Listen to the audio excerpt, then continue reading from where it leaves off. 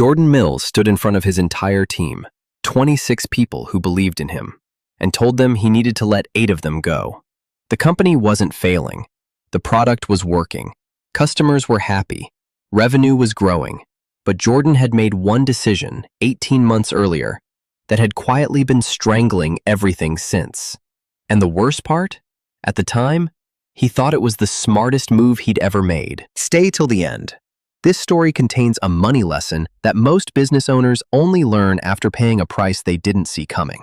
Jordan built ClearRoute, a B2B logistics software company in Austin, from the ground up. Small team, solid product, paying customers by month 9.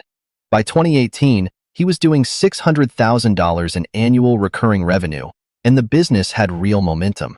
Investors noticed, and Jordan, confident, ambitious, maybe a little intoxicated by the attention, decided it was time to go big. 3 venture capitalists offered him $3 million.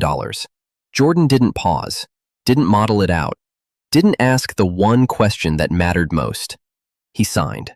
The wire hit on a Tuesday. Jordan took his team to dinner that Friday, ordered the good stuff, gave a speech about the next chapter.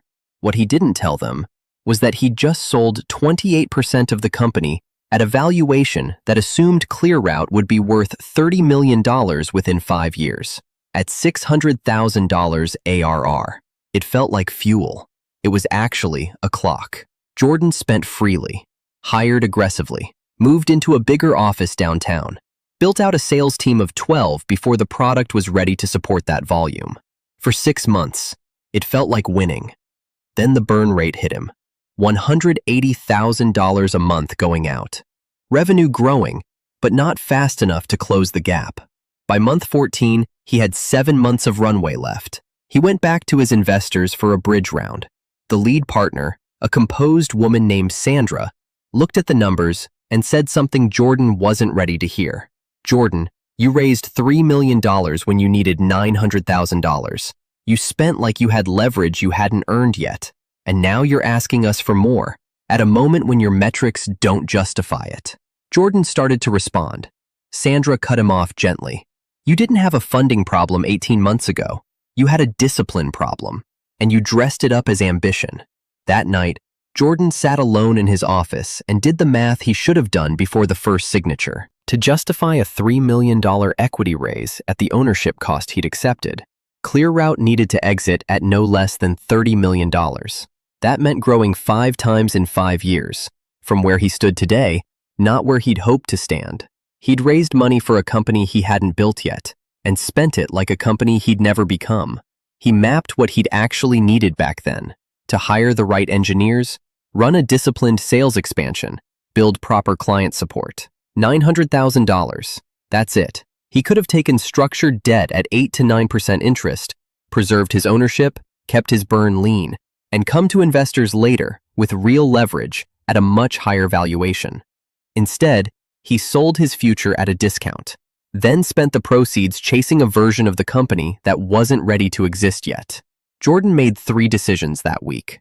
He let go of 8 roles that were overhead, not output.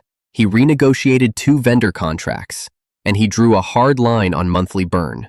Then he called Sandra back, not to ask for money, to show her a restructured plan, leaner, more focused, with a path to $1.6 million ARR in 12 months without a single additional dollar raised. Sandra looked at it for a long moment. "This," she said, "is the company I thought I was investing in." Jordan didn't fail because the market was wrong. He didn't fail because the product was weak.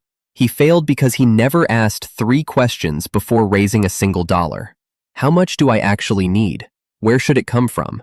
And what will it truly cost me? Not on paper, but in ownership, pressure, and expectations. He raised too much, too early, from the most expensive source available, and then spent it like the hard part was already over. The money didn't save him. The discipline of understanding money did. Key lessons from this story. All capital has a cost.